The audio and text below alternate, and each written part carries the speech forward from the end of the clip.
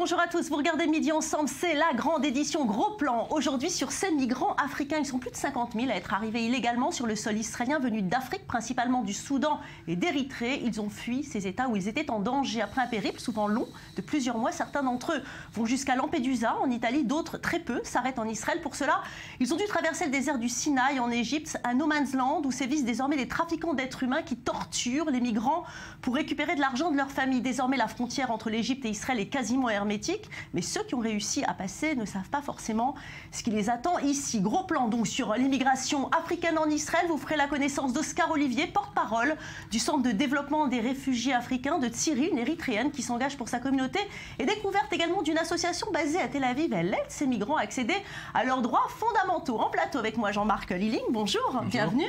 Vous êtes donc avocat et spécialiste des droits des réfugiés. Marie Semelin, bonjour, bienvenue. Vous avez enquêté sur ce dossier, et puis vous, Maxime Pérez, vous êtes journaliste à i24 News, ça tout le monde le sait, mais ce qu'on ne sait peut-être pas, c'est que vous êtes correspondant pour Jeune Afrique. Et puis Virginie Khalifa est devant son ordinateur, elle attend vos questions, vos commentaires sur le hashtag i24 Midi Ensemble. Elle interviendra dans cette émission en direct. Merci à vous tous d'être là. Le programme est chargé, alors surtout, restez avec nous. Alors on va commencer par vous, Maxime Pérez. Quelle est la place des réfugiés africains en Israël ? Bah écoutez, la réponse est dans votre question parce qu'ils ne sont pas en fait considérés comme réfugiés. Ce sont des demandeurs d'asile, mais ils sont considérés par les autorités israéliennes comme des clandestins. Et c'est pour cette raison qu'Israël n'est pas dans une démarche d'intégration à leur égard. Au contraire, tout a été fait ces dernières années pour les dissuader de se rendre en Israël et pour les pousser au départ, dissuader d'abord puisque Israël a entrepris et a même a édifié une barrière de sécurité le long de sa frontière avec l'Égypte, 250 km de clôture et de barbelés. Et puis ensuite, il y a eu tout un dispositif législatif assez répressif qui vise ces mêmes clandestins qui, eux, sont parvenus donc à s'installer en Israël. Il est très difficile pour eux d'obtenir un permis de travail. Leurs éventuels employeurs israéliens sont sanctionnés s'ils devaient décider de les employer. Alors justement, on va faire le tour de toute la question dans cette émission. Mais Marie Semelin, comment arrive-t-il ici ?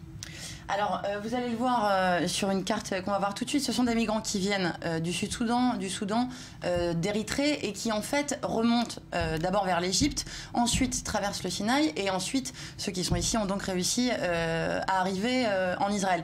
C'est un trajet qui peut prendre plusieurs mois, voire plusieurs années. Par exemple, il y a beaucoup de migrants venus d'Érythrée qui passent plusieurs années à Khartoum, la capitale soudanaise, ou même en Égypte, même s'ils essayent de ne pas trop s'attarder en Égypte parce que les Égyptiens ne veulent pas d'eux et n'hésitent donc pas soit à les jeter en prison, soit à les expulser vers leur pays d'origine. Et donc la route principale, qui est la route vers l'Europe, est donc devenue la route unique. Maxime, vous l'avez dit, Valérie également. La frontière entre Israël et l'Égypte est devenue quasiment hermétique, donc ça a déporté le flux de migration. Alors nous, on voit souvent l'arrivée, les migrants qui arrivent en Israël ou en Europe, mais ce qu'on ne voit pas forcément, c'est le départ. Et par exemple, quand on essaye de quitter l'Érythrée, eh bien les soldats qui sont postés à la frontière avec le Soudan ont ordre de tirer à vue sur n'importe qui essaierait de traverser cette frontière. Donc ce sont des gens qui sont prêts à mourir du coup pour quitter leur pays. Alors justement, Jean-Marc Liling, on va parler de cette identité israélienne. Israël, c'est avant tout un pays d'Alia, c'est-à-dire d'immigration juive. Mais qu'en est-il de cette immigration non juive ? C'est une réalité depuis plus de 20 ans. Alors en effet, Israël s'est constitué comme un pays qui non seulement accepte mais encourage l'immigration juive vers elle. Or, depuis une vingtaine d'années, il y a un nombre très important, des centaines de milliers de personnes qui rejoignent l'aventure israélienne, l'aventure sioniste, et qui ne sont pas juifs. Alors ça va des populations qui ne sont pas juives au regard de la loi juive, qui sont venues d'ex-Union soviétique, des réunifications familiales des Palestiniens qui ont rejoint Israël dans les années 90, un grand nombre de travailleurs immigrés. Et évidemment, donc c'est ce qu'on qualifie de clandestins ou d'infiltrés venus d'Afrique, qui pour moi sont peu ou prou des réfugiés ou en tout cas des demandeurs d'asile. Alors justement, je vous propose de regarder le sujet que vous avez réalisé, Marie Semelin. Vous êtes partie à la rencontre d'une association qui vient en aide aux immigrés, créée en 2007. ASAF est venue combler l'absence d'implication des pouvoirs publics. En effet, jusqu'en février 2013, les réfugiés africains n'avaient pas le droit de déposer un dossier pour une demande d'asile. On regarde et on en parle après. Dans les locaux de Asaf, une association pour les réfugiés et les demandeurs d'asile basée à Tel Aviv, Thierry est désormais une employée permanente. Elle accompagne les gens qui, comme elle, ont fui leur pays pour venir en Israël. Dans son cas, c'est après 3 ans de travail forcé au service de la dictature en Érythrée qu'elle a préféré fuir. Je suis venue par le Sinaï, comme tout le monde. Je suis venue dans une petite voiture, ils m'ont mis dans un bagage. On ne peut pas respirer, on a l'impression qu'on va mourir. Quand j'ai traversé la frontière, les soldats, ils nous ont donné de l'eau, demandé si on avait besoin de médicaments, et ils nous ont amenés à la prison. On a demandé l'asile, mais ils nous ont mis en prison. On pensait que c'était un camp comme un camp de réfugiés, mais on était en prison à Ramleh, mélangé avec des criminels. Depuis février 2013, les réfugiés africains ont la possibilité de faire des demandes d'asile, mais presque aucune n'aboutit. Il y a 2 semaines, l'État a reçu l'ordre de la Cour suprême de publier les données relatives aux demandes d'asile. 4 personnes sur 5 573 ont obtenu le statut de réfugié, ce qui fait 0,07% d'acceptation. Dans les 5 dernières années, en tout 17 000 demandes ont été déposées et seulement 45 ont été acceptées. Quand on compare au reste du monde, c'est vraiment faible. 84% des Érythréens seront reconnus comme réfugiés et 56% des Soudanais. Thierry a déposé son dossier, mais il est toujours en attente. Elle est arrivée en Israël un peu par hasard et si c'était à refaire, elle préférerait aller ailleurs. Avant, je ne pensais pas à d'autres pays. Mais maintenant, s'il y avait une chance, je ne resterai pas 1 minute. Parce que c'est très difficile. Ce n'est pas comme on imagine. Israël ne nous accepte pas comme réfugiés. Nous n'avons aucun droit en Israël. Les Israéliens pensent qu'on est venu pour prendre leur nourriture, leur salaire. Mais non, nous, notre travail, c'est la saleté, c'est de nettoyer les poubelles. Pour Miral Pinchouk, la directrice de Asaf, Israël n'a pas de vraie politique pour ces migrants. Le pays ne leur apporte pas de vraie protection. La protection qu'il leur apporte, c'est de s'abstenir de les expulser.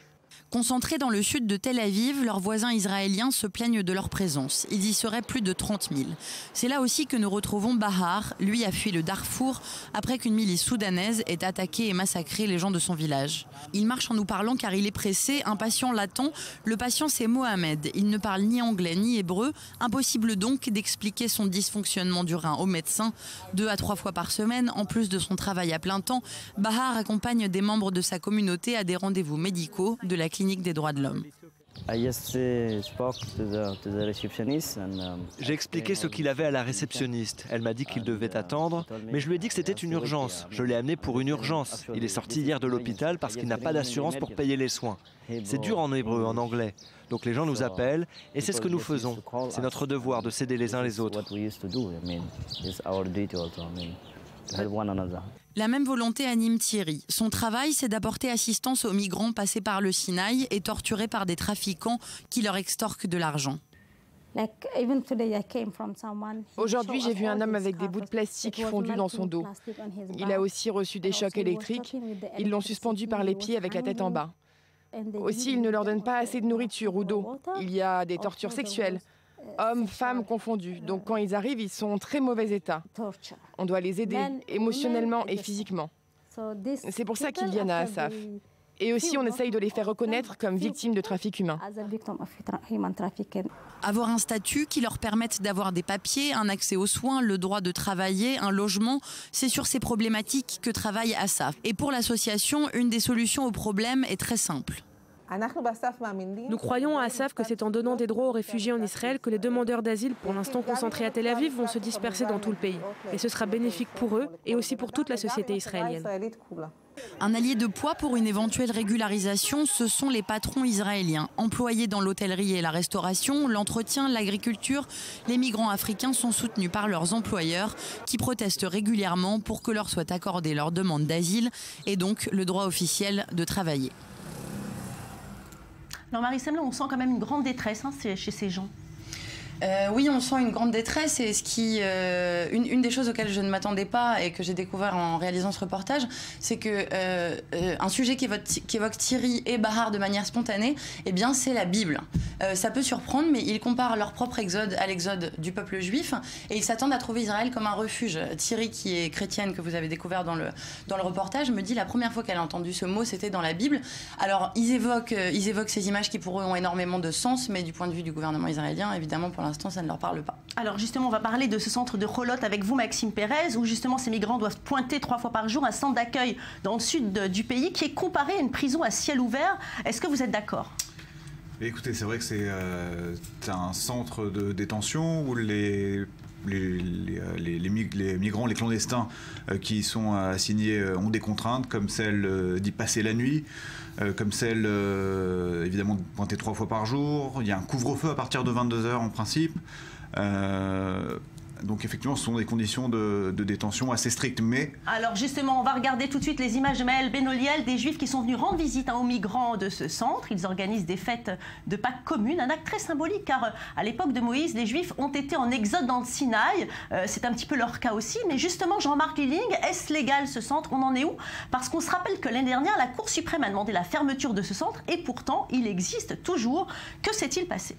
En fait, cas unique dans l'histoire juridique d'Israël, 2 fois la Cour suprême, la Haute Cour de justice, a annulé la loi qui autorisait l'enfermement dans ce centre des Africains. Mais chaque fois, le gouvernement la Cour a donné 90 jours au gouvernement de libérer tous ceux qui étaient enfermés, et très vite, les 2 fois, la Knesset, le Parlement israélien, a réussi à voter des lois qui confirmait en fait l'amendement qui autorisait leur enfermement. Bon. Donc pour l'instant c'est encore autorisé, mais chaque fois ce que le gouvernement a essayé de faire, c'est d'alléger soi-disant les conditions ou de les rendre un peu plus humaines. C'est donc pourquoi une des choses qui d'ailleurs a été annulée, c'est l'obligation de se présenter 3 fois pour un compte. Maintenant c'est seulement 1 fois, mais c'est de fait encore un camp qui est géré par l'autorité des prisons israéliennes et donc qui est de peu ou prou une prison. Allez, on va regarder tout de suite ce que pensent les Israéliens. Se sentent-ils concernés par ce problème des migrants africains? L'équipe de Midi Ensemble est allée à leur rencontre. Regardez. Je pense que ceux qui sont venus ici font de leur mieux. Ce que doit faire le gouvernement pour les aider, je ne sais pas. On a assez de problèmes avec notre pays et pourtant on ouvre les portes à tous ceux qui veulent venir en Israël. Les Israéliens ne veulent pas habiter là où les immigrants africains vivent. Leur situation est extrêmement difficile et qu'ils ne reçoivent peut-être pas forcément assez d'aide du gouvernement. Aussi pour obtenir des permis de travail, je pense que c'est très très difficile et que peut-être que le gouvernement ne fait pas assez pour essayer de les intégrer dans la société. Je pense qu'il faut que ce soit mieux organisé, qu'ils aient des papiers et qu'on les autorise à travailler ici légalement. Il faut les aider, mais il faut que ce soit bien fait avec des papiers. C'est le meilleur moyen. La plupart des immigrants viennent ici surtout pour trouver du travail. C'est un problème économique. Je ne pense pas vraiment que ce sont des réfugiés politiques.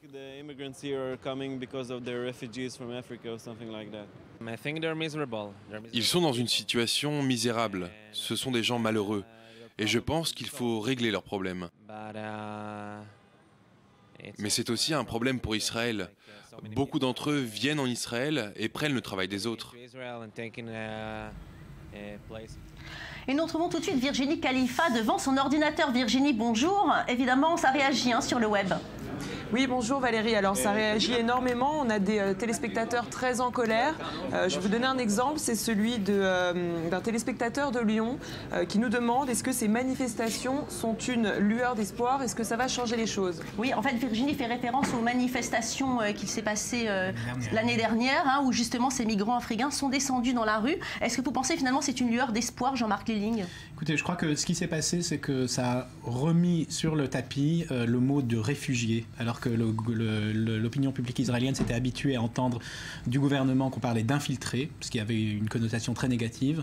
Les manifestations ont remis sur le tapis le mot de réfugié, qui est un vocabulaire, une sémantique qui nous touche beaucoup plus en tant que juifs, en tant qu'israéliens, et donc éventuellement permettre une sensibilisation plus importante envers ce sujet et envers les personnes concernées directement. Marie Semelin, ces manifestations, finalement, c'était quelque part un appel à la liberté? Oui, je pense que ça nous touche en tant qu'humains. Simplement, c'est un appel à la liberté probablement, mais Benjamin Netanyahou a toujours dit qu'il considérait ces migrants comme des migrants économiques, que pour lui, ça n'était pas des réfugiés et qu'ils pouvaient manifester autant qu'ils voulaient, ça ne changerait rien. Alors surtout, restez avec nous, chers amis. On se retrouve après une courte pause. On va partir à la rencontre d'Oscar Olivier. Il est arrivé en Israël il y a tout juste 20 ans. À tout de suite. Ne changez pas de chaîne.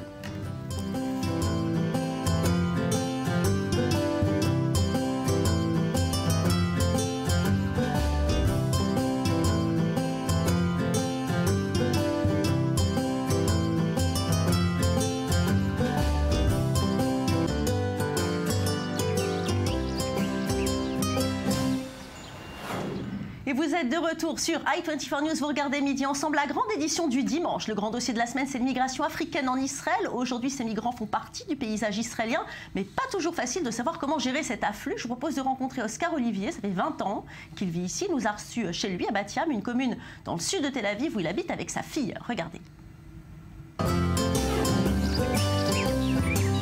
Oscar Olivier, bonjour, merci de nous accueillir chez vous. Vous êtes porte-parole du Centre de développement des réfugiés africains. Ça fait 20 ans que vous êtes ici en Israël. Racontez-nous comment vous êtes arrivé ici. Bon, ça a été facile et aussi compliqué. Et donc, je n'ai pas vraiment choisi. J'ai eu des problèmes dans mon pays, l'ancien Zaïre. Donc, vous êtes congolais? Je suis congolais. Je suis originaire du Kasaï, c'est au centre du pays. Oui. Et donc, en tant qu'étudiant, représentant du mouvement étudiant, j'ai eu des ennuis avec mon gouvernement à l'époque. Et donc, c'est ce qui m'a poussé à partir. Et je suis arrivé en Égypte et j'ai constaté que l'Égypte n'était pas très, très différente du Zaïre. Et donc, j'ai été forcé de repartir encore. Et Israël, c'est un endroit où, enfin, dans ma situation, il fallait trouver un endroit où il y a l'état de droit.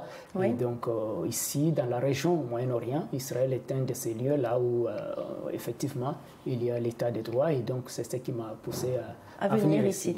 Alors, justement, vous êtes arrivé complètement légalement, ce qui n'est pas le cas de vos amis qui habitent dans le sud de Tel Aviv, hein, les réfugiés africains. Racontez-nous ce périple pour eux. C'est difficile quand même, parce qu'on va regarder la carte. Vous avez traversé de nombreux pays, le Soudan, l'Égypte, pour arriver ensuite en Israël. Pour eux, c'est terrible hein, comme périple. Oui, c'est très, très difficile. Ce que l'on oublie souvent, c'est que parmi eux, il y a des femmes. La difficulté est élevée au carré pour les femmes parce que ça demande un effort physique important. Et dans le désert, dans le Sinaï, ils sont enlevés par les Bédouins, où ils sont torturés, où les femmes sont violées, et on demande des rançons à leurs familles restées en Afrique. Oui. Et quand ils arrivent en Israël, bon, c'est comme partout où l'on arrive, sans être invité, les choses ne se passent pas toujours très, très, très bien. Heureusement, il y a une bonne partie de la population qui soutient, qui est compatissant, oui.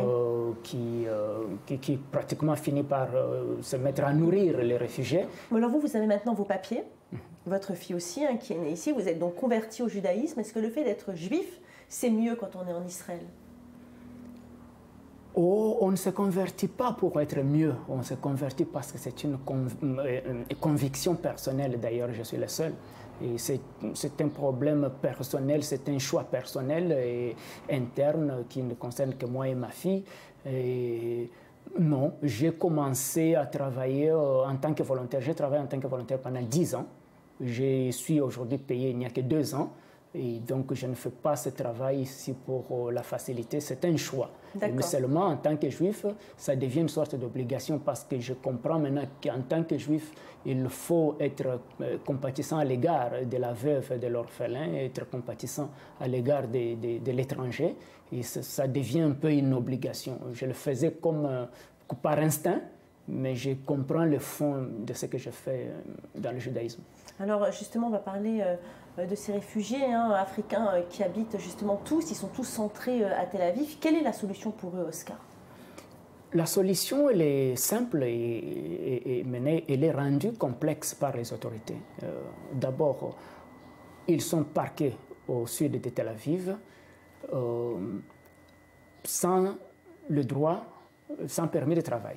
Nous disons qu'il faut leur donner le permis de travail, un permis temporaire, et que tout celui qui reçoit le permis de travail puisse payer les impôts. C'est une situation qui se présente comme étant gagnant-gagnant.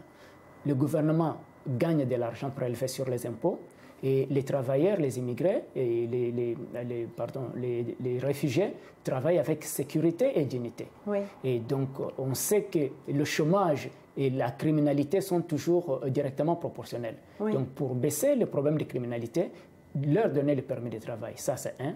Deux, ne pas concentrer tout le monde au sud de Tel Aviv, c'est-à-dire il ne faut pas mettre une population faible économiquement sur les épaules d'une autre population faible économiquement. Donc les éparpiller partout dans le pays. Parce qu'aujourd'hui, au sud de Tel Aviv, nous avons un rapport d'un citoyen israélien avec 3 étrangers. C'est ça notre but. Eh bien, bon combat. Merci beaucoup à Oscar Olivier de nous avoir reçus chez vous. Et puis, on espère que, en tous les cas, les choses bougeront. Parce que là, pour l'instant, j'ai l'impression que c'est quand même un statu quo et ça ne va pas pouvoir rester longtemps comme ça. Tout ça est fait exprès.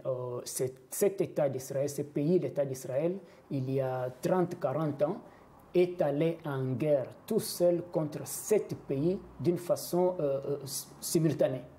C'est-à-dire que c'est un problème, c'est un État qui peut gérer des problèmes beaucoup plus complexes que le problème des 60 000 Africains. C'est vrai. Si on a résolu le problème des guerres contre 6 pays arabes en même temps, on peut résoudre le problème des 60 000 Africains.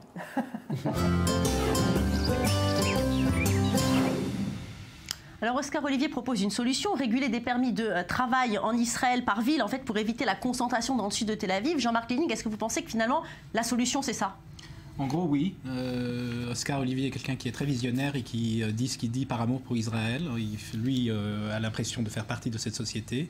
Ce qui est important de préciser, c'est qu'une très grande partie de ceux qui sont réfugiés ici souhaitent retourner dans leur pays le jour où ils pourront le faire de manière sécurisée et sans risque pour leur vie et pour leur sécurité.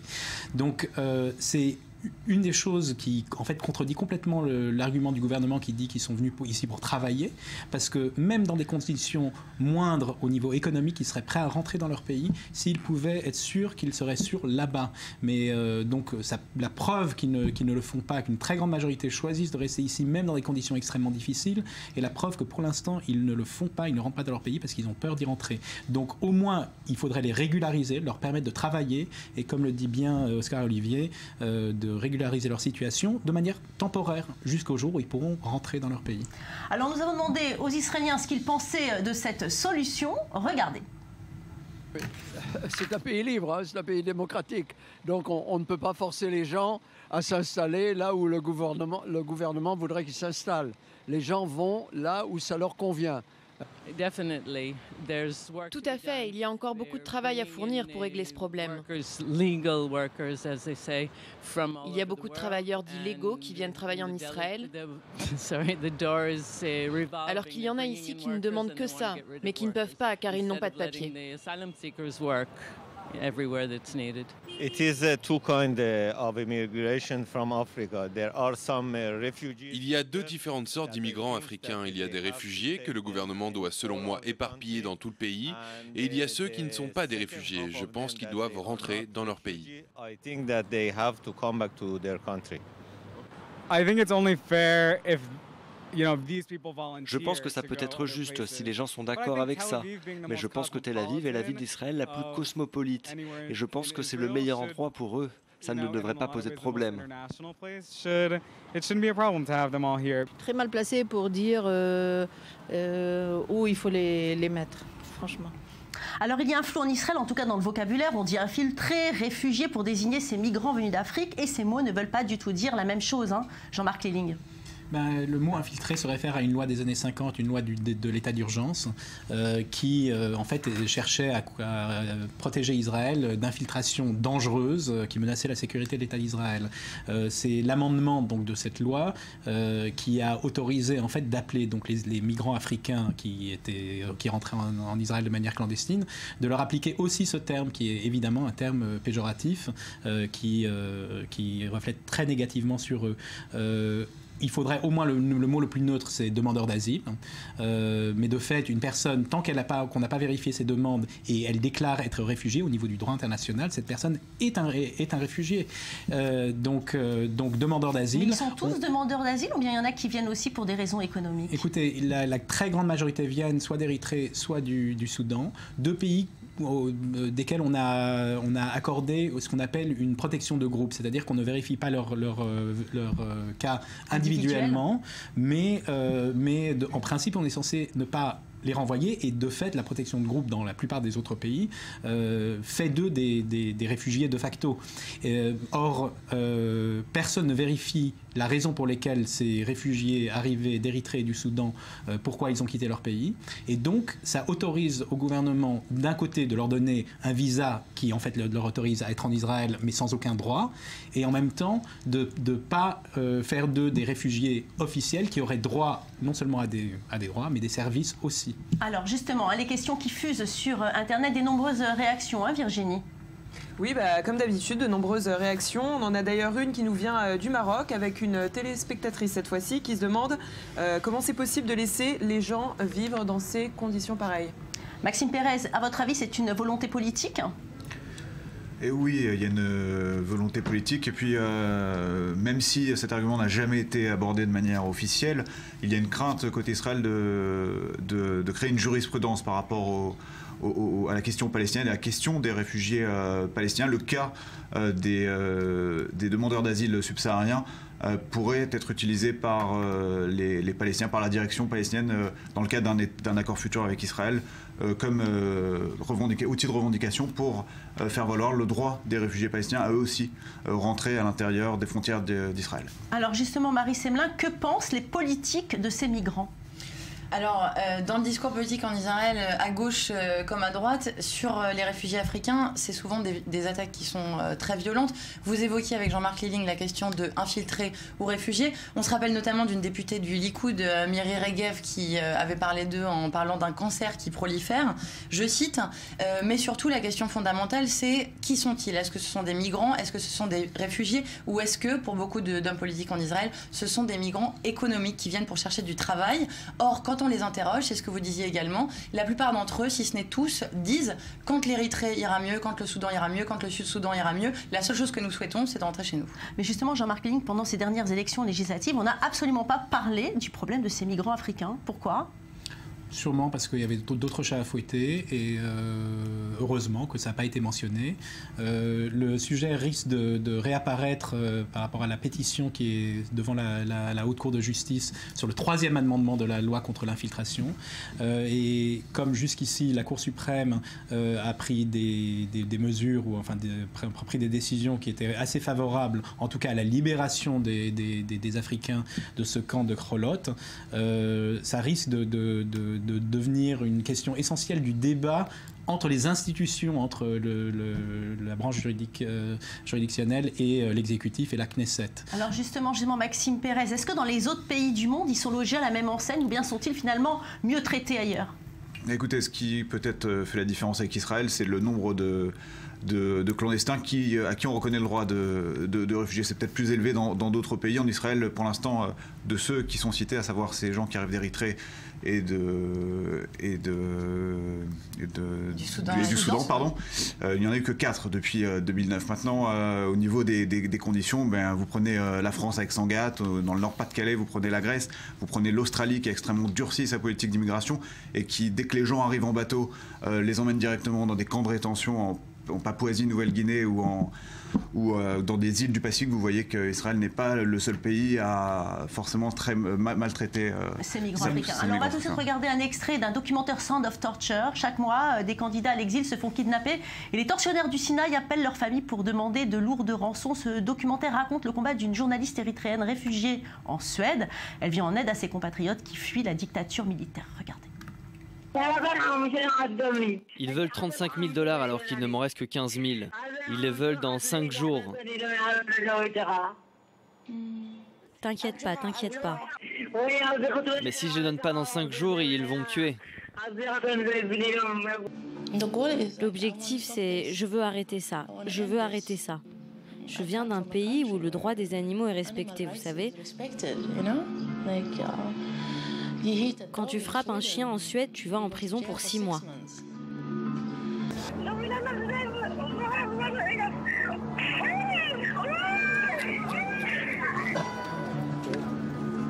Il a raccroché alors que pourtant c'est son frère. Elle a dit qu'ils lui ont déjà coupé les mains. Et ils n'ont pas eu d'eau depuis plus de 24 heures. Elle pleure maintenant.